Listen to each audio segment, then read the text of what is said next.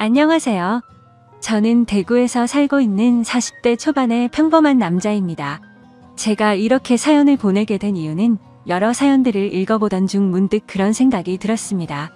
저 또한 남들과 다르지 않게 기가 막힌 인생사를 살아온지라 제 이야기를 들려드리고 싶었고, 제 삶이 한때는 지옥과도 비교할 수도 없는 곳이었다면 지금은 세상 누구보다 행복한 천국에서 살고 있기 때문입니다. 그래서 지금 삶이 힘든 많은 분들에게 제 살아온 이야기가 도움이 되었으면 하는 소망이 생겨서 사연을 적게 되었습니다. 제게는 너무나도 지옥 같았던 그때 이야기의 시작은 15년 전으로 거슬러 올라가야 합니다. 그때는 고등학교를 졸업하고 남들처럼 미래에 대한 꿈도 가득하고 이성에 대한 관심도 많은 그런 시절이었죠. 하지만 어릴 때 아버지가 일찍 돌아가신 이후로 저는 학창시절부터 줄곧 가장이라는 생각을 갖고 살았기에 남들과 달리 대학교를 가지 않았고 국방의 의무를 일찍 마치고서 한참 일을 하면서 지내던 시기였습니다. 사업을 하시던 아버지의 유산 덕분에 형편은 여유로워서 무엇을 하면서 살아야 할까 고민하던 중 남들보다 요리에 대한 자신감도 많았고 애정이 많이 있었기에 제 소박한 꿈은 저만의 식당을 열어서 많은 사람들에게 제 음식으로 행복한 식사를 할 수 있게끔 해드리는 게 꿈이 되었었죠. 그래서 주방 경력을 쌓기 위해서 다양한 식당에서 주방 보조로 일을 하고 있을 때였습니다. 평소와 다름없이 주방에서 한참 정신없이 일을 하고 있는데 익숙한 목소리가 들려오더라고요. 그래서 주방 창문을 통해서 홀 쪽에 있는 곳을 봤더니 저와 가장 친하게 지냈던 여자 사람 친구가 와 있었죠. 사실 그 여자 사람 친구는 초등학교 시절 어릴 때부터 저를 짝사랑해왔고 몇 번의 고백을 했지만 저는 우정을 깨고 싶지 않았고 그 친구에게 이성적으로 관심은 없었기에 결국 사귈 수가 없었던 사이였습니다. 그렇게 저와 그 친구는 학창시절 동안 많은 시간을 지내게 되면서 이성적인 감정은 다 털어낼 수 있었고 정말 때로는 동성 친구보다도 더 가까운 사이로 지내면서 서로에게 많은 의지가 되어 주었죠. 그런 그 친구가 제가 일을 하고 있던 식당에 직장 동료인 친구랑 영화를 보고 배가 고파서 왔다고 하더라고요. 저는 그 식당에서 몇 년 동안 오래 일을 해왔었기에 나름대로 서비스도 챙겨줄 수가 있었고 마침 퇴근 시간도 다가와서 친구에게는 주문해서 먹고 있으면 잠시 들린다고 말하고는 자리로 돌려보냈죠. 그렇게 하고 난 뒤 저는 주방장님께 자초지종을 설명드리고는 제가 자신 있어 하는 음식을 직접 조리를 해서 친구가 있는 테이블에 가져다 주러 갔습니다. 테이블로 가서 서비스 음식을 내려놓으며 제 친구와 친구의 친구에게 인사를 하는데 그 찰나의 순간에 저는 너무 깜짝 놀라서 심장이 터져버릴 뻔했죠. 왜냐하면 친구와 함께 온 친구에게 첫눈에 반해버렸고 순식간에 사랑에 빠져버리게 되고 말았던 겁니다. 그때까지만 해도 흔히 말하는 첫눈에 반했다는 말들이 너무 시시껄렁한 이야기일 거라 생각했었고 사람의 감정이 어떻게 한순간에 빠지냐고 생각을 했고 그 생각을 주변에 그런 말들을 하고 다니던 저였습니다. 하지만 그녀를 통해서 사람은 첫눈에 사랑에 빠질 수가 있다라는 걸 깨닫게 되었던 겁니다. 거짓말 조금 보태서 이야기를 하자면 그때 당시 가장 인기가 많았던 전지현과 너무나도 닮은 외모였었죠.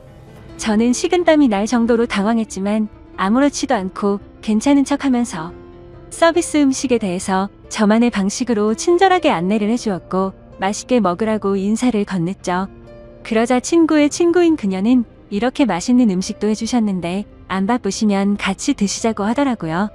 그제서야 여자 사람 친구도 덩달아서 같이 먹자면서 앉으라고 하더군요. 그 제안이 너무나도 기뻤지만 일단 당장은 당황한 제 마음을 추스르고 싶었고 하루 종일 일하느라 땀 냄새, 음식 냄새가 배어있는 후질근한 주방 복장 대신 제 사복으로 갈아입고 싶더라고요. 그래서 전 그러면 지금 퇴근 시간이니까 옷만 갈아입고 잠시만 앉아있다가 간다고 말을 했죠. 그렇게 저는 조금이라도 더 그녀와 시간을 보내고 싶은 마음에 순식간에 탈의실에서 옷을 갈아입고 혹시나 하는 마음으로 챙겨두었던 향수까지 골고루 뿌리고는 그녀가 있는 테이블로 갔습니다. 자리에 앉자마자 그녀는 여기서 나온 메인 음식보다 제가 해준 서비스 음식이 훨씬 더 맛있다면서 갑작스럽게 엄지손가락을 축혀 세우더니 최고라고 말을 해주더라고요. 그런 귀여운 모습에 제 마음은 이미 그녀에게 풍덩 빠져버리고 말았던 거죠. 그리고 나서 서로의 간단한 소개들을 하게 되면서 그녀는 저희 동네와 가까운 곳에 살고 있다는 사실도 알게 되었고, 그녀는 저와 다르게 사람들을 편하게 해주는 밝고 긍정적인 에너지가 넘치는 여자였습니다. 그래서 초면인데도 불구하고 어색한 순간이라고는 전혀 느끼지 못할 만큼 급속도로 친해지고 있었죠. 그렇게 한참을 이야기하던 중에 제 친구가 먼저 말을 꺼냈습니다. 오늘 이렇게 자리 끝내기 아쉬운데 너희들도 약속 없으면 2차로 술이나 마시러 가자고 하더라고요. 저는 당연히 두말하면 잔소리의 상황이라 그러자고 말했고, 그녀도 시간 괜찮다고 그러자고 하더군요. 솔직히 그 잠깐 동안 대답을 하는 동안도 설마 안 된다고 하면 어떡하나 조마조마했었네요.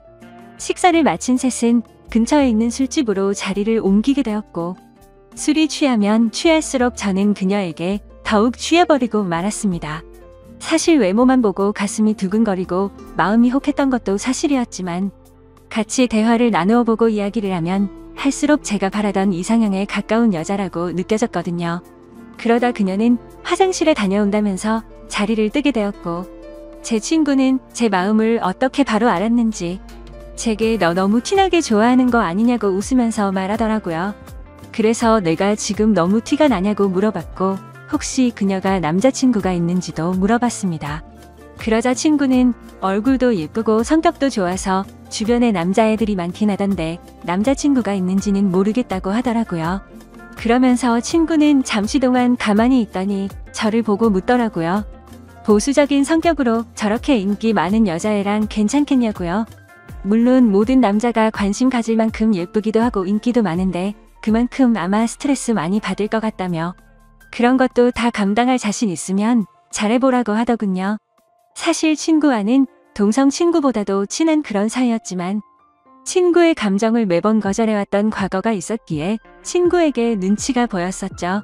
하지만 제 마음을 이해해주고 잘해보라는 친구의 말에 너무 고마웠고 미안한 마음이 들더라고요. 물론 그렇다고 그녀를 포기하진 않았을 겁니다.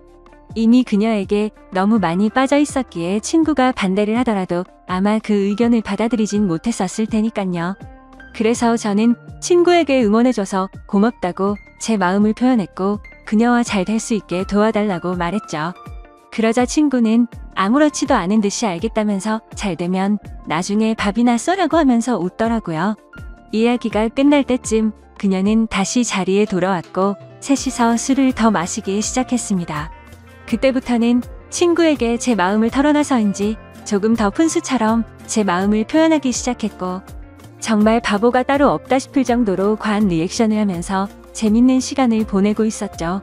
그렇게 저도 모르게 친구는 이미 관심 밖으로 사라진 지 오래였고, 다 같이 술을 마시던 중 친구는 전화가 왔다며 잠시 자리를 비웠고, 다시 자리에 돌아와서는 갑자기 급한 일이 생겼다면서 아무래도 먼저 가봐야 한다고 말하더군요. 그러자 마주 앉아있던 그녀는 이상하다 싶을 정도로 쿨하게 그래 알겠다며 내일 회사에서 보자고 하더라고요. 저도 친구에게 무슨 안 좋은 일 생긴 것 아니냐고 물어봤고, 친구는 그런 건 아니니까 걱정 말라면서 먼저 자리를 떠나게 되었습니다. 그렇게 그녀를 처음 만난 그날 너무나도 자연스럽게 단둘이서 술을 마시게 되었고, 한참을 마시다 보니 그녀는 술에 취했는지 제대로 정신을 못 차리고 있더라고요. 아쉬운 마음이 컸지만 다음을 기약하면서 매너 있게 그녀를 부축해주고 밖으로 나왔죠. 그녀에게 집까지 조심해서 갈 수 있겠냐고 물어보자 서로 근처 동네에 살고 있는데 집까지 좀 데려다 주면 안 되냐고 묻길래 그런다고 대답을 했습니다. 그렇게 택시를 타고 그녀의 집에 데려다 주는데 갑자기 춥다고 하더니 제 팔짱을 낀 채로 잠을 자더라고요. 갑작스러운 그녀의 적극적인 행동에 많이 당황스럽기는 했지만 기분은 너무 좋았었죠. 10분 정도가 지난 뒤 그녀의 집 근처에 도착을 했고 택시에서 내렸습니다. 저는 그녀가 사는 곳 앞까지 데려주는데 그녀는 갑자기 술이 다 깼는지 맥주를 한 잔 더 하자고 하더군요. 사실 그때는 의아했었죠. 30분 전까지만 해도 정신을 잃을 정도로 취한 것 같더니 맥주를 더 마시자고 하다니 말이죠. 하지만 그때 당시에는 그런 것들이 중요한 게 아니라 그녀와 더 같이 있을 수 있다는 게 좋았을 뿐이었습니다. 저는 그럼 근처에 있는 술집으로 가자고 했더니 그녀는 편하게 마시고 싶다고 하더라고요. 자취를 하고 있어서 집에 아무도 없으니까 편의점 가서 맥주 사서 들어가자더군요.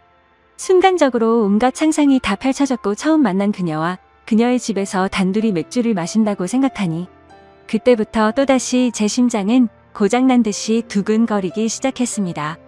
혹시라도 마음이 바뀔까 봐서 그녀에게 잠시만 기다리라고 하고는 서둘러서 옆에 있던 편의점에 들어가서 맥주를 사서 그녀의 집으로 올라갔습니다. 생전 처음으로 여자 혼자 사는 집에 가본다는 게 얼마나 설레는지 그 기분은 지금도 잊을 수가 없네요. 그렇게 그날 밤 무슨 마법이라도 걸린 것처럼 말도 안 되는 일이 연속으로 일어나더니 결국에 그녀와 저는 만난 지 반나절 만에 서로의 마음을 확인하게 되었고 연인이 되었습니다. 지금 생각해보면 그때 그런 이상한 상황들이 결코 평범하지 않은 걸 몰랐던 게 제 크나큰 실수였습니다. 여자친구와는 순간적인 만남으로 서로에 대해 자세히 알지 못하는 상태에서 연애를 시작했지만 제가 아는 바로는 얼굴도 예쁘고 성격도 밝고 착한 그런 여자였기에 저는 감사할 따름이었죠. 그런데 함께 지내면 느꼈지만 여자친구는 모든 부분에서 금방 불타올랐다가 금방 식는 그런 성격들이 보이더라고요. 저와 연애를 할 때도 마찬가지였습니다. 처음 연애를 시작했을 때는 남들보다도 훨씬 많은 시간들을 함께했고 여행도 정말 한 달에 한 번에서 두 번꼴로 엄청나게 많이 다녔습니다. 물론 여자친구는 돈 한 푼도 보태지 않았지만 저는 여자친구를 너무 사랑했었기에 그런 모든 게 괜찮았었죠. 그러다 보니 그런 일상들이 너무나도 당연해졌고 여유로운 제 형편을 알던 여자친구는 점점 더 비싼 선물을 원하더군요. 어차피 결혼을 약속한 사이였고 여자친구에게 주는 모든 게 아깝다는 생각은 없었기에 원하는 대로 다 해줬습니다. 하지만 그런 행동들도 금방 익숙해졌던 건지 또 다시 흥미를 잃은 건지 아니면 당연하게 생각한 건지 금방 마음이 식어 보이더군요. 그렇게 지내던 중 여자친구는 또 다시 주변의 또래 친구들이 결혼하는 모습을 봐서 그런 건지 결혼에 대한 생각이 급격히 불타올랐던 건지 뜬금없이 갑자기 결혼을 하자고 먼저 말하더군요. 어차피 내년쯤에 이야기를 하고 결혼을 하려고 생각은 했지만 조금은 당황스러웠죠. 하지만 제 모든 걸 다 바쳐도 아깝지 않았던 여자였기에 그러자고 대답을 했고 결혼식도 속사포로 진행이 되었던 것 같습니다. 여자친구는 곧바로 예식장을 알아보았고 6개월 뒤로 예약을 잡을 수 있다고 하더니 저희 커플은 하루아침에 6개월 뒤 부부가 되는 거였죠.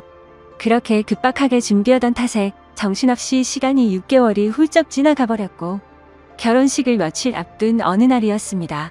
여자친구는 결혼 전에 친구들과 저녁을 먹고 온다고 나가더군요. 그때는 이미 여자친구와 신혼집에서 같이 지내고 있었기에 여자친구를 배웅하고 저는 집에서 있었고 그렇게 연락을 잘 주고받다가 저녁 11시가 넘어가면서부터 연락이 되지를 않더군요. 저는 그때부터 점점 초조해졌고 혹시라도 무슨 일이라도 생긴 거 아닐까 싶어서 정신 나간 사람처럼 여자친구의 친구들에게 연락을 하기 시작했습니다. 하지만 그 연락을 통해서 충격적인 사실을 알게 되었고 저는 당장 집 밖으로 뛰쳐나갔습니다. 친구들과 저녁 6시부터 만나서 밥을 먹고 술을 마신다고 했던 여자친구의 말과 다르게 저녁을 다 같이 먹고 나서 저녁 8시가 되기도 전에 전부 헤어졌다고 하더라고요. 도대체 무슨 생각으로 거짓말을 한 건지 이해가 되지 않았지만 그때 문득 들었던 생각은 이건 다른 남자를 만나서 거짓말을 한 거다라는 확신이 들었던 거죠. 그 생각이 들고부터는 주체할 수 없을 정도로 분노가 치밀어 오르더군요. 그렇게 무작정 약속이 있었다던 장소로 가서 술집이라는 술집은 다 들어가 봤고 몇 시간 동안 아무리 찾아봐도 여자친구의 흔적은 전혀 보이지가 않더라고요. 어쩔 수 없이 저는 다시 집으로 돌아왔고 새벽 3시가 넘었는데 그때까지도 여자친구는 집에 들어오지를 않았더군요. 그때 때마침 창문을 통해서 밖을 보고 있는데 차 한 대가 서더니 아니나 다를까 어떤 남자와 제 여자친구가 같이 내리더라고요. 순간 당장 창문을 열고 욕을 해버릴까도 생각했지만 제 착각일 수도 있고 무슨 짓을 하는지 보려고 가만히 있었죠.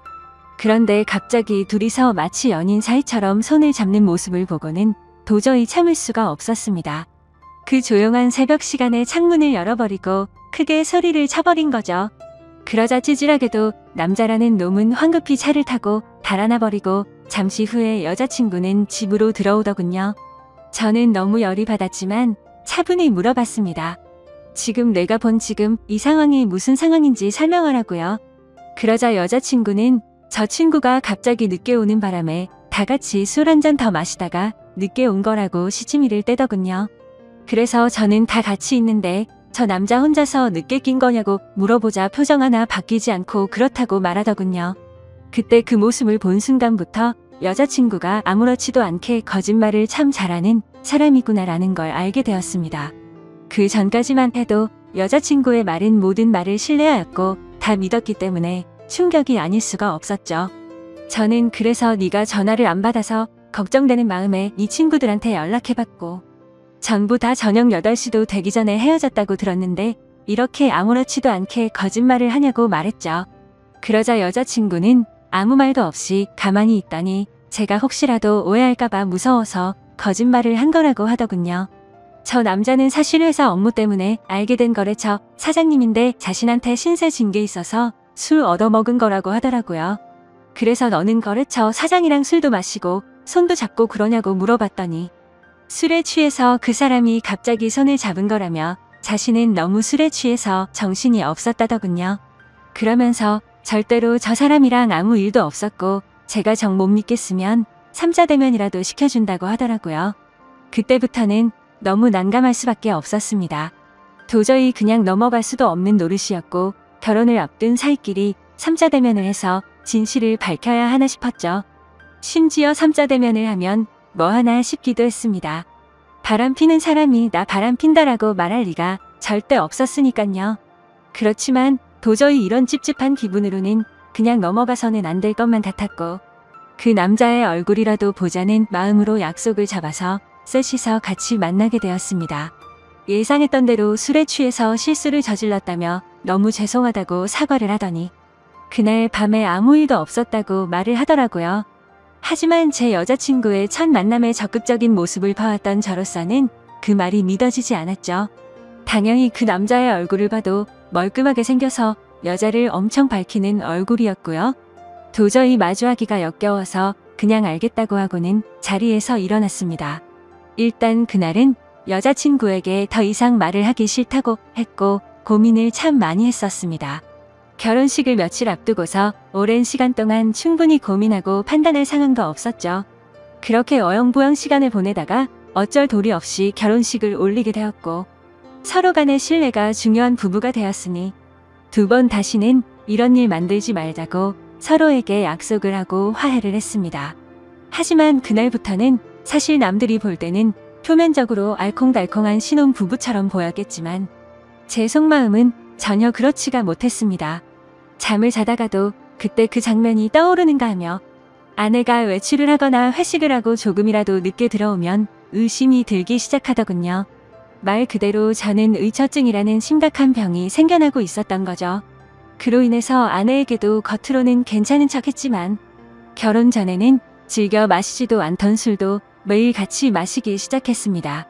아버지께서 간암으로 일찍 돌아가셨었기 때문에 유전적인 문제로 걱정이 되었기에 더 피하는 것도 있었죠. 하지만 그렇게 몸도 마음도 지치다 보니 그런 걱정까지 생각할 겨를이 없더라고요. 그렇게 위태로운 부부 사이도 시간이 가면 갈수록 더욱 악화되어 갔지만 생각보다 아내는 별로 대수롭지 않은 듯 잘 먹고 잘 지내더라고요. 마치 돈 때문에 결혼한 건가 싶을 정도로 저에 대한 관심은 전혀 없어 보였고 카드를 아무렇지도 않게 마구 긁어대기 시작하더니 제 아버지께서 남겨주신 여유로웠던 유산도 어느덧 다 바닥이 드러났던 거죠. 그렇게 결국에는 날이 갈수록 금전적인 문제까지도 다툼으로 이어졌고 제 아내는 제게 갑자기 결혼을 하자고 했던 것처럼 갑자기 이혼을 해달라고 하더군요. 그동안 참고 살았는데 도저히 이렇게 살고 싶지가 않다고 하면서요. 그리고 사랑하는 남자가 생겼다면서 이혼을 하자고 당당히 말을 하더라고요. 너무 갑작스러운 돌발적인 행동에 너무 황당했습니다. 그러면서 일단 당장은 나갈 테니까 짐은 제가 없을 때 챙기러 온다고 하더니 밖으로 나가버리더군요. 잠깐 동안 멍하니 앉아있다가 제가 그렇게 사랑했던 여자를 이렇게 잃을 수는 없다는 생각에 뒤늦게 쫓아 내려갔습니다. 하지만 눈앞에서 아내는 택시를 탔고 저는 재빨리 아내를 쫓아갔습니다. 따라가면서 아내에게 전화를 했지만 계속해서 받지 않다가 나중에는 차단을 해버리더군요. 결국 아내를 뒤따라 가봤더니 고급스러운 오피스텔 앞에서 멈춰 서더니 아내의 앞으로 눈에 익은 남자가 다가오더군요. 그 남자는 결혼 전 제 아내와 새벽에 붙어 있었던 바로 그 남자였습니다. 그 모습을 보는데 망치로 머리를 얻어맞는 기분이었습니다. 그동안 결국 나를 속이고 바람을 피우고 있었던 게 맞았던 거구나 싶었고, 너무 비참했던 저는 참아 잡을 용기조차 없었기에 아무 말 없이 그대로 집으로 돌아갔습니다. 배신감에 너무 화가 나면서 억울하더군요. 빈털털이 신세가 되어서 버림받은 기분의 제 인생은 지옥으로 떨어진 기분이었고, 정신줄을 놓은 채로 술을 마시고 며칠 동안을 폐인처럼 지내고 있었죠. 그러다가 며칠 만에 집에 돌아온 아내가 한심하다는 듯이 저를 쳐다보더니 짐을 챙기고 있더군요. 그 모습을 마지막으로 저는 저도 모르게 눈을 감았다가 다시 눈을 뜨게 되었는데, 낯선 천장이 보였고 갑자기 제 옆에서 앉아있던 제 여자 사람 친구가 저를 보더니 갑자기 울기 시작하더라고요. 알고 보니 저는 그날 아내가 왔던 날 급격한 스트레스와 과도한 알코올로 인해 기절을 해버린 거죠. 그렇게 병원으로 실려왔는데 제 아내가 제 친구에게 대충 상황을 설명하고는 이곳으로 부르고 그냥 가버렸다고 하더군요. 그러면서 친구는 자신 때문에 제가 이렇게 된 것 같다며 정말 많이 미안하답니다. 그날 직장 동료였던 아내를 제게 소개시켜주지 않았더라면 이러지 않았을 텐데 라면서 자책하면서 말이죠. 그렇게 대화를 하던 중 의사 선생님이 저를 찾아오셨고 아무래도 정밀 검사를 해야 할 것 같다고 하시더군요. 상황이 심각하구나 생각을 하면서 정밀 검사를 받아본 결과 아버지와 같은 간암이 제게도 자리 잡고 있었습니다. 하지만 천만다행으로 아직은 심각한 상황은 아니니까 수술을 최대한 빨리 해보자고 하더라고요. 그렇게 제 소식을 들은 아내도 저를 찾아왔지만 제 걱정이 되어서가 아니라 이혼 서류 도장을 찍어달라며 찾아왔더군요. 더 이상은 미련도 남지 않았기에 곧바로 협의 이혼을 마무리 지어버렸습니다. 그날 이후로 저는 몸도 마음도 너무 아팠기에 모든 걸 포기하고 싶은 마음도 들었고 너무 지쳐가고 있었지만, 그런 제 마음을 알고 있던 제 친구는 일까지 그만두고는 제 옆에 붙어서 진심 어린 병간호를 해주더라고요. 그때서야 그동안 무심코 지나쳤던 제 친구의 진심이 보이기 시작했습니다. 어릴 때부터 항상 제 곁에서 묵묵히 저를 위해서 위로해주고 아껴준 유일한 사람이었다는 걸요. 밤새 제대로 못 자고 병간호를 해주다가 잠든 친구의 모습을 보고 있는데 갑자기 감정이 북받쳐서 눈물이 나더라고요. 결국 악몽 같았던 시간들도 지나가게 되었고 수술을 받은 결과 저는 완벽하게 완치를 하게 되었죠.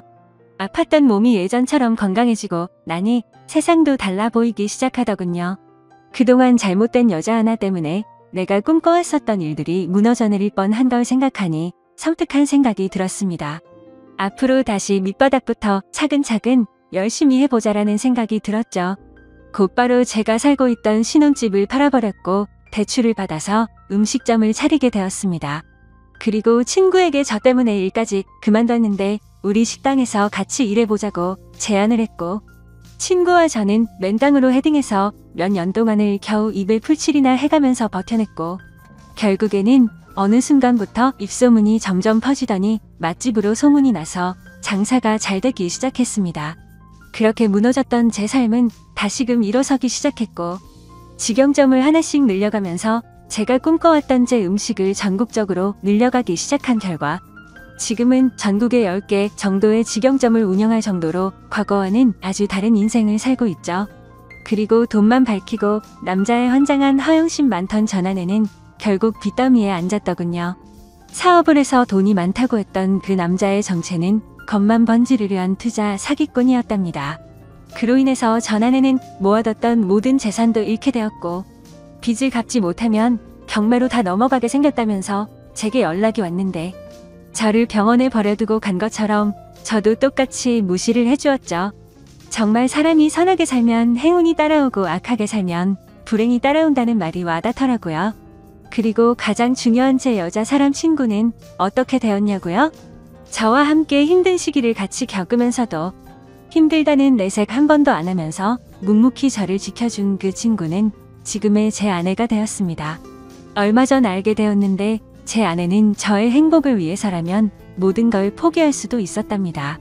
전 아내에게 저를 소개시켜주고 먼저 갔던 그날도 밤새도록 굴었는데도 내색조차 하지 않은 그런 여자죠. 그런데 왜 나를 이제 안 좋아하는 척 했냐고 물어봤더니 제게 더 이상 부담을 주고 싶지 않았답니다. 하지만 저를 보고 싶었기에 친구로라도 남고 싶어서 자신의 마음을 숨겼었다네요. 정말 천사같이 착한 제 아내를 너무 늦게 알아본 제 잘못은 평생 동안 아내를 행복하게 해주면서 다 갚으려고 합니다. 참 멀고 먼 길을 돌고 돌았던 것 같지만 제대로 된 목적지에 온 것만 같고 지금은 천국이 따로 없는 것 같습니다. 부디 저처럼 엉망진창의 지옥 같은 인생을 살다가도 사람 인생이 바뀔 수도 있는 거니 이 글을 통해서 많은 분들께 힘이 되었으면 좋겠습니다. 제 사연을 읽어주셔서 감사드립니다. 저는 35살이고 현재 20개월이 된 아들을 키우고 있는 가정주부입니다. 제가 이 사연을 적게 된 이유부터 말씀을 드리면 제 남편은 바람을 피웁니다. 그런데 남들처럼 밤을 지새우면서 만나는 것도 아니고 꼭두 새벽부터 나가서 만나고 있더라고요. 정말 그 모습을 보면서 황당하기도 하고 참 부지런하게도 바람을 피는구나 싶더라고요. 아마도 그래서 제가 이렇게 오랫동안 못 잡았던 것 같기도 합니다. 그리고 하필 제가 아침 잠이 많습니다. 태생적으로 원래 잠이 많았죠. 더군다나 아이를 키우면서 수면 시간이 뒤죽박죽이 되어버린 터라 남편이 출근을 하는 새벽 시간에는 거의 항상 기절 상태였습니다. 그래서 밖에서 바람을 피우는지 뭘 하고 다니는지 알 수 있는 정신이 아니었던 거죠. 그런데 이런 정신 없는 상황에도 촉이라는 게 무섭긴 하더라고요. 저도 정말 뜬금 포인트에서 남편이 이상하다고 느껴졌었거든요. 그건 바로 다름 아닌 블랙박스였습니다. 블랙박스 영상을 본 건 아니었습니다. 그냥 말 그대로 블랙박스 그 자체만으로 느낌이 왔던 거죠. 왜냐하면 제 남편은 정말 결벽증에 가까울 만큼 매우 깔끔한 성격입니다. 아내와 아이를 두고 하는 짓을 보면 자기 자신한테는 그렇게 더러운 놈이 없었던 것 같지만요. 아무튼 남편이 유독 신경 쓰는 것 중 하나가 자동차 관리를 하는 거였습니다. 가끔 옆에서 지켜보면 정말 심하다 싶을 정도로 내부 청소도 자주 하고 그렇다고 엄청 비싼 차도 아니고 평범한 차였는데 엄청 극성맞구나 싶더라고요. 그런데 어느 날 퇴근하고 집에 오는 길에 블랙박스를 뜯어서는 가지고 왔더군요. 그 모습을 보고 저는 처음에는 고장이 나서 가져온 줄 알았고 별로 신경도 쓰지 않았죠. 그렇게 며칠 동안을 놓아둔 곳에 블랙박스가 그대로 있었습니다. 새로 달지도 않고 사지도 않았던 거죠. 한마디로 그냥 저희 차에는 블랙박스가 없었던 겁니다. 그렇게 자동차에 온갖 재정을 쏟던 사람의 차에 말이죠. 그리고 저희 아파트에는 지하 주차장이 있는데 남편은 무조건 지하에 차를 넣어야 마음이 놓인다고 했었죠. 분리수거하는 날이나 야근하고 늦게 와서 지하 주차장이 꽉 찼을 때는 어쩔 수 없이 지상에 주차를 하고 들어와서는 지하에 주차를 할 수 있을 때까지 매 시간 들락날락 할 정도였습니다. 그렇게 결국 무조건 지하에 넣어놔야 안심하고는 잠을 자는 성격이죠. 이게 뭔가 앞뒤가 안 맞지 않나요? 차를 그렇게 애지중지하는 사람의 행동이라고는 볼 수가 없었고 그때부터 뭔가 이상하다는 촉이 왔었죠. 그렇게 의심을 하던 중 큰 사건이 하나 터졌습니다. 제가 새벽까지 아이 달래느라 잠을 거의 못 자서 침대에 누워 뒤척이고 있는데 옆에서 남편이 갑자기 벌떡 일어나더니 화장실도 아니고 주방으로 급하게 가더라고요. 그래서 뭐지 싶어서 시간을 봤더니 아직 출근 시간은 한참 멀었는데 도대체 뭐라는 거지 싶었습니다. 그렇게 눈을 감고 가만히 누워있는데 주방에서 고소한 냄새가 났죠. 아마도 토스트를 굽는 것 같았어요. 그러더니 어디론가 전화를 하더니 계속 먹을 걸 만들었고 15분 정도가 지난 뒤 주방에서 나와서 샤워를 하고는 출근 준비를 해서 나가더라고요. 일부러 자는 척하고 있던 저는 남편이 나가자마자 주방으로 가봤습니다. 그런데 주방에는 아무런 흔적도 없이 엄청 깨끗하게 되어 있더라고요. 내가 꿈을 꾼 건가 싶었고 황당했죠. 그래서 눈에 보이는 후라이팬을 밑바닥을 만져보니 아직 미지근하더군요. 아무런 흔적도 없는데 뭔가를 만들기는 만들었다는 거였습니다. 그날 이후 제 의심은 극도로 올라갔고 수면 패턴이 아예 바뀌어버려서 밤에 잠을 못 잤습니다. 그래서 일부러 자는 척하면서 새벽마다 남편이 출근하는 걸 봤습니다. 밤새 안 자는 척 하긴 어려웠기에 아이 방에서 자는 척을 하고 남편의 인기척이 들리면 문틈으로 밖을 봤죠. 그날도 어제와 같이 일어나자마자 주방으로 가더니 커피를 타서 보온병에 넣더군요. 실루엣만 봐도 세상 신나 보였죠. 작은 소리로 콧노래를 흥얼거리면서 마치 소풍 가는 사람처럼 즐겁게 준비를 하더라고요. 그리고는 전날과 같이 뒷정리를 흔적도 없이 깔끔하게 해놓고는 출근을 했습니다. 하루 이틀이면 그러려니 했을지도 몰랐을 겁니다. 그런데 매일 새벽 5시 30분이면 기계처럼 일어나서 무언가를 열심히 만들어서 6시 정각에는 집 밖으로 나갔습니다. 남편이 9시까지 출근해야 했는데 평소에는 7시에 나갔는데 1시간이나 일찍 나갔던 거죠. 회사에서 무슨 일이라도 있나? 아니면 혹시 투잡이라도 뛰는 건가? 별의별 생각을 다 했죠. 솔직히 그때까지도 저는 제 남편을 믿었습니다.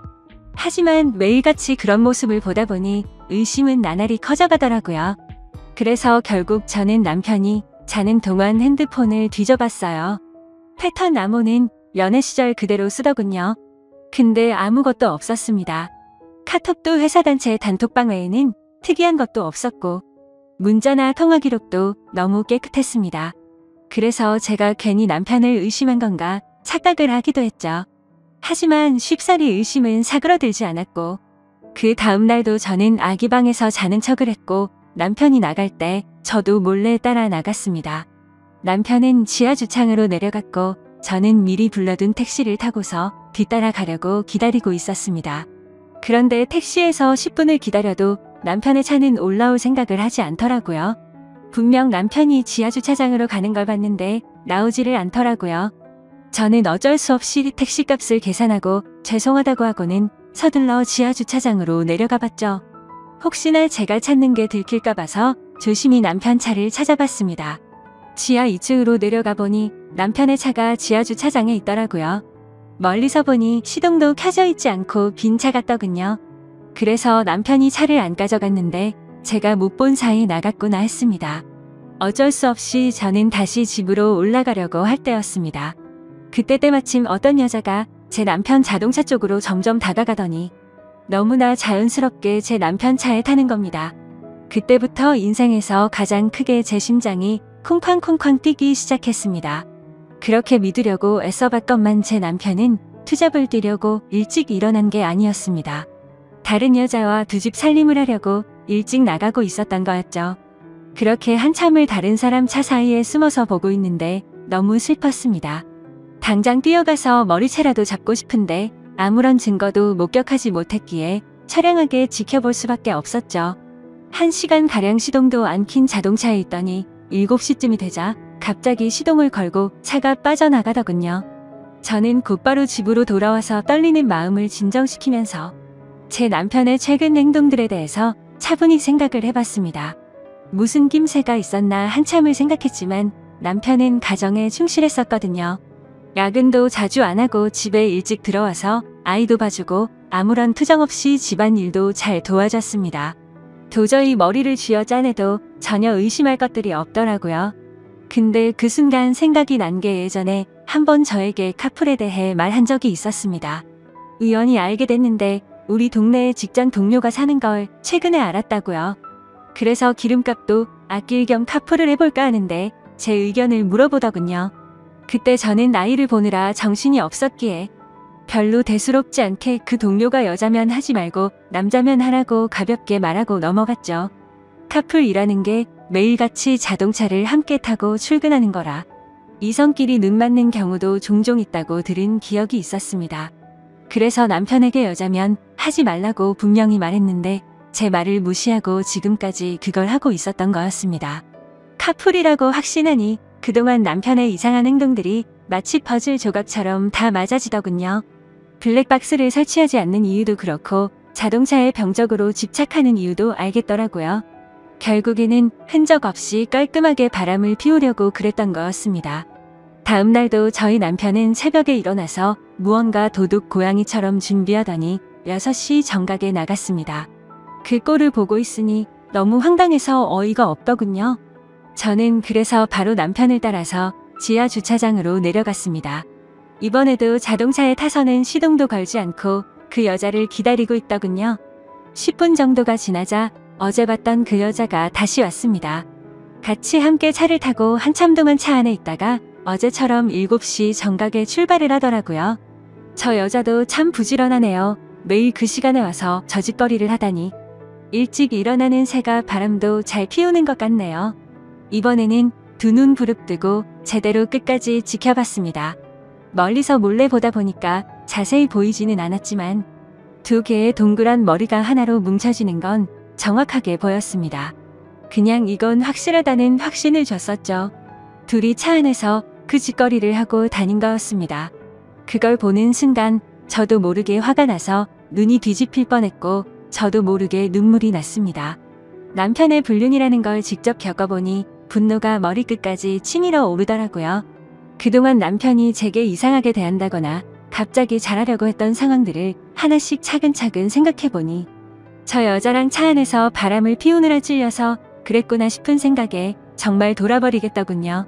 저는 곧바로 친정 엄마에게 연락을 해서 병원에 다녀온다며 아이를 좀 봐달라고 부탁을 드렸고 아이를 친정에 맡긴 뒤 저는 곧바로 변호사 사무실을 찾아갔습니다.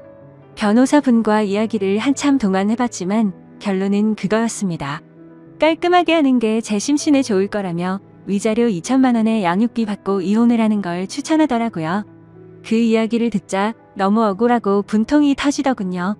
어떻게 남편이 타고 다니는 자동차 가격보다 낮은 금액으로 내 인생 날린 걸 퉁치려고 한다는 게 말이 됩니까? 그래서 저는 일단 다시 연락드린다고 말하고는 변호사 사무실을 나왔습니다. 누구에게 물어봐야 하나 싶었고 제 주변 친구 중에 이혼을 한 친구들을 찾아봤습니다. 솔직한 속마음으로 그런 친구가 없으며 어쩌나 했는데 너무 많아서 놀랄 정도였죠. 가까이 사는 친구들 3명에게 연락을 해서 만났는데 전부 다 자신들이 겪은 이야기를 하면서 울고 앉아 있었습니다. 그런데 이야기를 들어보면 대충 돈은 다 비슷하게 받았더라고요. 사실 재벌 집에 시집가지 않고서야 거기서 거기겠지 싶더군요. 저는 32살에 아이를 낳았고 제 아이가 몸이 많이 약해서 새벽에 응급실만 3번 다녀오고 나서 도저히 일과 육아를 병행할 수 없겠구나 싶었고 그냥 깔끔하게 8년 다니던 그 좋은 직장을 그만뒀습니다. 그런데 이런 건 어떻게 보상해 줍니까? 고작 2천만 원이라니 너무 허탈했습니다. 아무튼 그건 나중에 해결할 문제라는 생각에 저는 친구들과 헤어지고서 그 두 인간에게 복수를 하기 위해서 곧바로 페인트를 사러 갔습니다. 가자마자 페인트 사장님에게 가장 안 지워지고 오래가는 걸로 달라고 말씀을 드렸고 빨간색 페인트 4통과 두툼한 붓도 몇 개를 사서 배달을 부탁드리고 집으로 들어갔죠. 그날 저녁도 다른 날과 다르지 않게 남편은 퇴근하고 일찍 집에 들어와서 집안일을 도와주더군요. 그 꼴을 보고 있으니 나중에 제가 없어도 참 잘 살겠구나 싶었습니다. 그리고 기가 막히게도 대뜸 주말에 출장이 잡혀서 갔다 온다고 하는데 속이 뻔히 보이더군요. 역겨운 마음에 욕이 튀어나올 뻔했지만 증거도 만들어야 했고 복수를 제대로 해야 한다는 생각에 겨우 참았습니다. 잠이 들 준비를 마친 뒤 남편은 인터넷으로 볼만한 영화를 찾고 있길래 무슨 영화냐고 같이 보자고 제가 은근슬쩍 찔러봤습니다. 그러자 남편은 나중에 회사에서 쉴 때 본다고 말하더군요. 그러더니 저를 위하는 척하면서 일찍 자라고 하더라고요. 웃음밖에 안 나왔습니다. 블랙박스 빼놓고 그 자리에 영화 틀어놓고 둘이서 보려는 게 눈에 뻔히 그려졌습니다. 그래서 이를 갈면서 아무렇지도 않은 척 저는 남편에게 말했죠. 자기도 일찍 일어나려면 피곤할 텐데 대충 고르고 쉬어라고 말하고는 저는 아이방으로 갔습니다. 어차피 오늘 아무리 재밌는 영화를 고르면 뭐하냐 싶었죠. 내일 내가 가서 깽판 치면 영화는 10분도 보지 못할 텐데 한심스럽더군요. 그렇게 그날 밤이 지나고 새벽이 되었습니다. 아니나 다를까 부지런하신 남편놈은 똑같이 새벽에 일어나더니 열심히 준비를 해서 나갔고요. 저도 곧바로 엄마에게 빌린 차에 실어뒀던 고무장갑을 양손에 끼고 페인트와 붓을 빼들고 따라갔습니다. 지하 주차장에 도착하니 항상 주차하는 곳에 남편의 차가 보였습니다. 심장이 터질 듯이 떨리고 무서운 마음도 들었지만 최대한 차분히 기다렸습니다. 그러자 상간녀가 또각또각 구두 소리를 내면서 기분 좋은지 생글생글 웃으면서 차로 다가가더군요. 그렇게 그 여자가 남편 차에 타는 것까지 확인을 했습니다. 그리고 저도 페인트 뚜껑을 열어서 들었고 다른 한 손에는 휴대폰을 들고서 남편 차로 조용히 다가갔죠. 심장이 터질 것 같았고 무서웠지만 그 마음은 곧바로 분노로 바뀌었습니다. 가까이 다가가서 보니까 둘은 아주 한 몸이 되기 직전이더군요. 저는 곧바로 휴대폰으로 동영상 녹화를 하고서 주머니에서 붓을 빼들었습니다. 남편 차가 실버 색상인데 빨간 페인트를 찍어서 남편 차에다가 그대로 글자를 적기 시작했습니다. 진짜 그 순간 엄청나게 통쾌했고 페인트가 기가 막히더군요. 저는 그곳에다가 불린남과 상간녀가 타고 있어요 라고 적었습니다. 빨강색 글씨에 큼직하게 써서 멀리서도 곧바로 보이겠더라고요. 자동차 앞 유리에도 글자를 적기 시작했어요. 조수석 부분에는 상간녀라고 적었고요. 운전석에는 불륜남이라고 또박또박 적어놨습니다. 차 안에 두 사람은 멍하니 깜짝 놀라서 멍하니 저만 바라보고 있더라고요. 너무 역겨운 마음에 저는 그 두 사람을 쳐다보지도 않았습니다. 그렇게 바로 자동차 뒤로 가서 우리 지금 바람 펴요 라고 적어줬고요. 트렁크에다가는 바람 피는 유부남이라고 적었습니다. 그렇게 실컷 페인트 칠을 마치고 나서 조수석으로 다가가서 유리창을 톡톡 두드렸습니다. 당장 열어라 망치 갖고 와서 깨부셔버리기 전에라고 말하자 운전석에 있던 남편이 내리더군요. 남편은 차에서 내려서는 가까이 오지도 못하면서 오해라고 난리가 났고요. 저는 붓을 들고 너한테도 온통 페인트질 해줄 테니 가까이 오라며 네가 인간이냐고 소리를 질렀습니다. 그렇게 난리가 났는데도 그 상간녀는 끝까지 차에서 내리지 않더라고요. 저는 너무 열이 받아서 붓으로 유리를 툭툭 치면서 당장 나오라고 소리를 질렀습니다. 결국 소리를 질러대다 보니 아파트 주민 신고로 저희 세 사람은 경찰서로 갔습니다. 그제서야 그 역겨운 상간녀 얼굴을 가까이서 마주하게 되었던 거죠. 조금 뒤에는 상간녀의 남편 같은 사람이 경찰서로 뛰어들어왔고요. 저는 다른 계획이 있었기에 아무 말도 하지 않고 가만히 냅두고 있었습니다. 제 남편과 이 여자가 저를 어떻게 신고하겠어요? 저는 바쁘니까 알아서 하세요 라고 말하고는 경찰서에서 나와버렸습니다. 그리고 몰래 숨어서 지켜보고 있으니 제 남편과 그 상간녀는 같이 출근을 했고 저는 그 상간녀의 남편을 뒤따라 갔습니다. 따라가 보니 저희 바로 옆 동에 살고 있더라고요. 엘리베이터 올라가는 층수까지 확인을 마친 뒤에 저는 곧장 친정집으로 갔습니다. 그날은 휴대폰을 꺼버리고 거기서 아이와 있었죠. 그리고 다음날 새벽 저는 다시 저희 동네로 갔습니다. 저희 집이 아닌 그 상간녀가 살고 있는 아파트동에 어제 봤었던 그 층으로 올라갔습니다. 그리고 거기서 조용히 기다렸습니다. 그렇게 6시가 조금 지나자 신발을 신는 소리가 들렸고 한쪽 현관문이 열리더라고요. 오늘은 늦게 나오겠지 싶은 생각도 해봤지만 이것들이 아직도 정신을 못 차렸나 봅니다. 나오는 사람은 어제 봤었던 상간녀가 맞았고요. 그 상간녀는 문 앞에 서 있는 저를 보고 소리를 지르면서 그 자리에서 주저앉아 버렸습니다. 저는 그 여자를 보지도 않고 묵묵히 제 할 일을 시작했습니다. 가져온 페인트 통 붓을 듬뿍 발라서는 그 상간녀 집 현관문에 적기 시작했습니다. 이 집에 상간녀가 살고 있어요.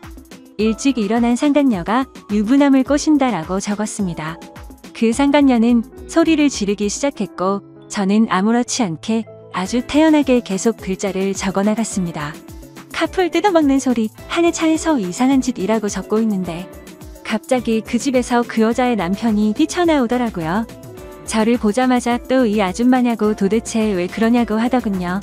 남의 집에 무슨 짓거리냐며 이거 전부 다 손해배상 청구할 테니 그렇게 알라고 하더라고요. 저는 그 여자 남편한테 물어봤습니다. 아저씨, 혹시 아저씨도 아침 잠이 많으신가요? 일찍 못 일어나시죠? 라고 물었습니다.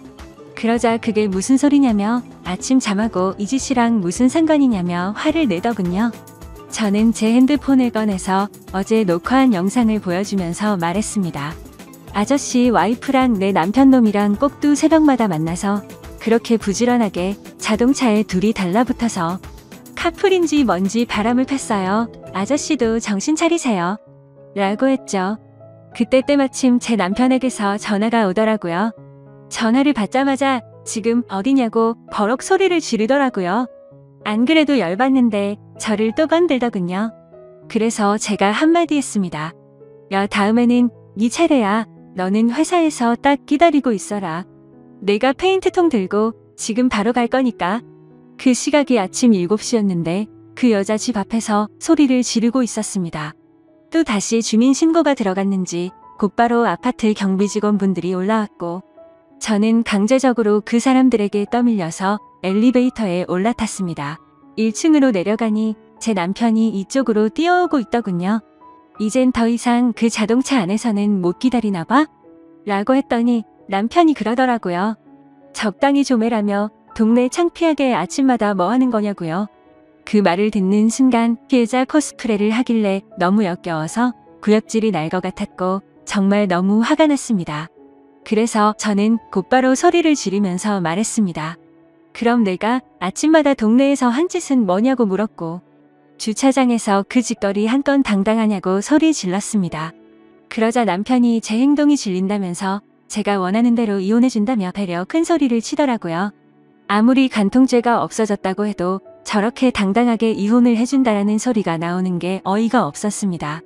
저는 더 이상 분노를 참을 수가 없었고 들고 있던 페인트 붓으로 남편의 뺨을 쳐버리고 돌아서서 갔습니다. 그때부터 저는 이제 정말 무서운 게 없다는 걸 깨달았죠. 그러자 남편은 뒤에서 온갖 욕을 하면서 동네가 떠나가라 소리를 질러대더라고요. 저는 가볍게 그 말을 무시해버리고 곧바로 택시를 타고 친정집으로 갔습니다. 가서 씻고 나서 마음도 진정시킨 뒤에 본격적으로 이혼 준비를 시작했습니다. 최근에 만났었던 이혼한 친구들을 한 자리에 다시 불러서 얘기를 듣는데 정말 처참하더라고요. 제가 앞으로 몇 달 뒤면 저 친구들과 같은 모습이 될 거라는 생각에 암담해졌습니다. 이제 슬슬 좀 현실이 보이더라고요.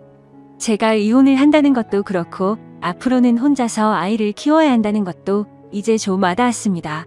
그리고 나서 저는 다시 변호사들을 찾아다녔습니다. 하지만 여러 곳을 다녀봤지만 현실적인 위자료 금액은 거의 비슷하더군요.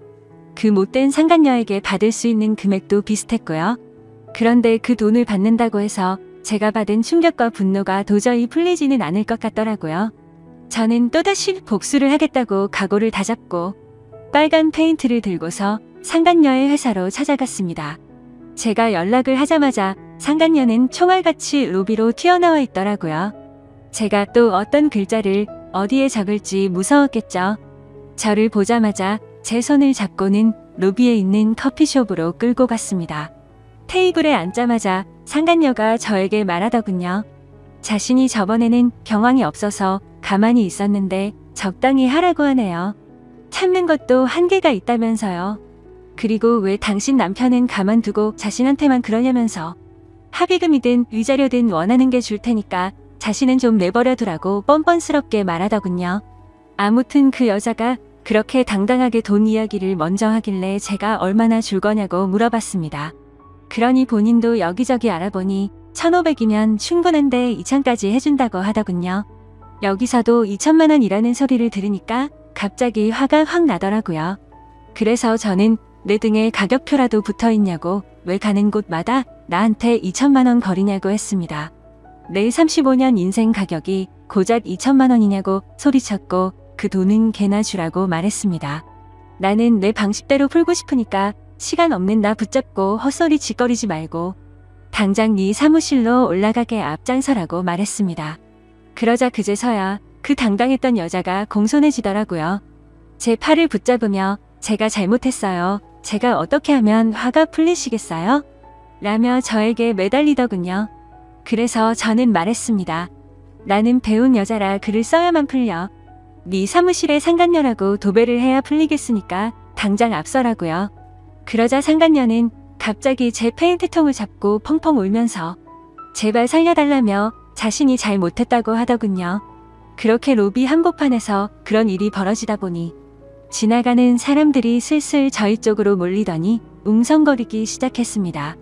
그때 또다시 제 남편에게서 전화가 왔습니다. 제가 저번에 회사 간다고 질러놔서 그런지 불안했는 것 같더라고요. 전화를 받아서 말했습니다. 나 지금 너희 회사 로비 왔는데 네 상간녀 사무실 들렸다가 네가 있는 곳 가주겠다고 말했죠. 통화를 듣고 있던 상간녀는 이제 아주 제 페인트통을 끌어안고 펑펑 울면서 잘못했다고 살려달라고 하더군요. 주변을 둘러보니 회사 경비분들도 이제 슬슬 저에게 다가오고 있었습니다. 요즘 참 태어나서 처음으로 경비하시는 분들이 저를 무지 좋아하는 것 같더군요. 상황을 보니까 어차피 상간녀 사무실로 들어가긴 힘들어 보였습니다. 그래서 로비에서 끝장을 봐야겠다라는 생각이 들어서 사람들 다 들으라는 듯 큰 소리로 말했습니다. 바람은 네가 내 남편이랑 폈는데 내가 왜 용서를 해야 하냐며 내 20개월 된 아들 인생은 앞으로 어쩔 거냐고 소리쳤습니다. 내 아들은 앞으로 지 아빠도 편하게 못 보는데 그건 어떻게 할 거고 한 가정을 처참하게 부숴놓고 말로만 미안하다고 하면 끝이냐고 미안하면 당장 꿇어서 제대로 사과하라고 했죠. 그러자 사람들이 너무 많이 모여서 그 여자도 눈치가 보이는지 망설이고 있더군요.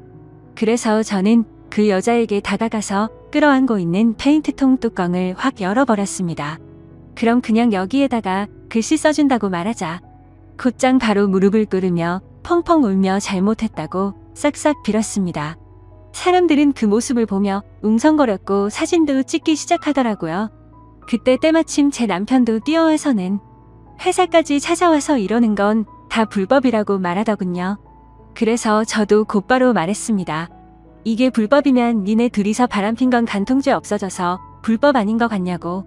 내가 벌금 다 낼 테니까 내가 불법을 저지르던 말던 넌 네 앞날이나 신경 쓰라고 했죠. 그리고 지금 당장 네 사무실 올라갈 거니까 나한테 이래라 저래라 하지 말라고 했습니다. 그러자 남편 놈도 곧바로 제게 미안하다면서 제발 화풀라고 굽신거리기 시작하더군요. 제 손을 잡고 계속 나가자고 하더라고요. 저는 나를 데려가고 싶으면 당장 네 차 갖고 오라고 말했습니다. 어차피 여기서 우리 집까지 30분이면 갈 수 있는 거리던데 지금 당장 가져오라고 했죠. 남편은 지금 그 차에 페인트 칠해놔서 못 가져온다며 대낮에 그걸 어떻게 타고 오냐고 말하더군요. 그래서 저는 새벽에 거기서 그 짓거리 하는 건 괜찮냐고 되물었고 난 2번 말하지 않는다며 지금 당장 차 가지러 안 가면 나는 여기 로비에다가 네가 저 상간녀랑 한 짓 다 적을 거니까 당장 선택하라고 말했습니다. 그러자 도저히 답이 없는 걸 알았는지 남편이 차를 가지고 오겠다며 조금만 기다리라며 허겁지겁 뛰어나가더군요. 저는 아무렇지 않게 태연하게 아까 있었던 커피숍에 앉아서 다시 상간녀를 불러서 내 남편이 새벽마다 타다 준 그 커피보다 맛있는 걸로 좀 시켜보라고 말하고는 가만히 앉아서 그렇게 남편을 기다렸습니다. 1시간 동안 기다리니까 남편은 결국 그 차를 끌고 왔더군요. 주차되어 있는 거리로 나가보니 주변에 있던 모든 사람들이 다 차를 쳐다보긴 하는데 통쾌하더라고요. 제가 봐도 참 글씨를 또박또박 잘 써놔서 멀리서도 바로 보이더라고요. 저는 바로 그 차로 가서 뒷좌석에 탔고 그 차를 타고 곧바로 친정으로 갔습니다. 남편은 창피한 건 아는지 선글라스를 쓰고 고개를 푹 숙이고 운전하더군요. 친정집 근처에 내려서 제 아들을 태우고 바로 시댁으로 갔습니다. 시댁 입구에서 시어머니께 전화를 했습니다. 지금 보여드릴 게 있으니 시아버지랑 같이 내려와 달라고 했죠. 잠시 후 시부모님은 나오자마자 자기 아들 차를 보고 기겁을 하시더군요. 누가 그랬냐고 누가 이딴 낙서를 했냐고 하셔서 제가 말했습니다. 어머님 바람은 어머님 아들이 이 차 안에서 피웠고요. 빨간 글자들은 제가 직접 썼어요. 죄송하지만 저희 오늘부로 이혼할 거고 그래서 아이 데려왔다고 했습니다. 이제 손주 잘 키워주시면 된다고 말씀드리자 시어머니는 저에게 소리를 지르며 모성애도 없는 년이 지 남편 잠깐 한눈 판 걸로 이 난리를 피냐고 하더군요. 그래서 제가 그랬습니다. 모성애가 뭐가 중요하냐고요? 애 키우려면 돈이 있어야 하는데 이 무능한 남자가 양육비를 주겠냐고 물어봤고 세상 믿을 사람이 없어서 새벽마다 여자의 환장해서 바람 피운 짐승놈을 믿겠냐고 말했습니다. 앞으로 제가 직장 구해서 양육비도 제가 드릴 테니까 어머님은 손주 잘 키워달라고 말하고는 뒤돌아서 걸어갔습니다. 그러자 뒤에서 시어머니는 소리를 지르면서 온갖 욕을 하시더라고요. 주변을 둘러보니 동네 주민들도 나와서 남편 자동차를 구경하는데 참 이게 뭔가 싶었습니다. 그렇게 저는 택시를 타고 친정으로 가는 동안 정말 많이 울었습니다. 저렇게 한풀이를 하고 당당한 척을 했어도 전혀 괜찮지 않았고 너무 힘들었거든요. 제 아이 걱정도 많이 됐지만 저는 어쩔 수 없이 참아야 했습니다. 아이를 위해서라도 제가 돈을 벌어야 했고 그 누구도 믿을 수가 없었기 때문이었죠. 그렇게 저희는 결국 법적으로 이제 남남이 되었고 이혼 서류에 도장을 찍었습니다. 그리고 가장 걱정했던 아이 문제는 잘 해결되었어요. 시댁에서 3일 만에 전화가 오더라고요. 아이 데려가라면서 도저히 안 되겠다고 힘들다고 하시더군요. 남편도 저에게 아이 데려가라고 했고 친권과 양육권 포기 각서받고 다시 데려왔습니다. 그래서 제 아이는 친정에서 엄마가 잘 돌봐주시고 계시고 전 남편에게 받은 양육비에 제 월급까지 엄마에게 드리고 있습니다. 걱정되었던 재산 분할도 잘 받았고 상간녀에게 위자료도 다 받았습니다. 제 돈 들어간 거 다시 받는 거라 뭐 기분 좋고 그럴 건 없었지만요. 그리고 지금 상간녀도 이혼 소송 중이라던데 제가 페인트 통으로 난리를 피워서 그런지 제 위자료는 바로 입금했더라고요. 그리고 며칠이 지나서 갑자기 그 상간녀는 저에게 명예훼손을 걸었더군요. 아마 다니던 회사를 계속 다니는 건 어려웠겠죠. 어차피 많이 내봐야 200이라던데 그 돈 한 풀이 값이라 생각하려고요. 사실 페인트로 한 풀이를 했어도 아직도 화가 많이 남아있고 공허한 마음이 채워지진 않는 것 같습니다. 아무튼 앞으로 제 아들만을 위해서 열심히 일하고 잘 살아보려고 합니다. 부디 다른 분들은 저처럼 이런 마음 아픈 일이 생기지 않으셨으면 좋겠습니다. 감사합니다.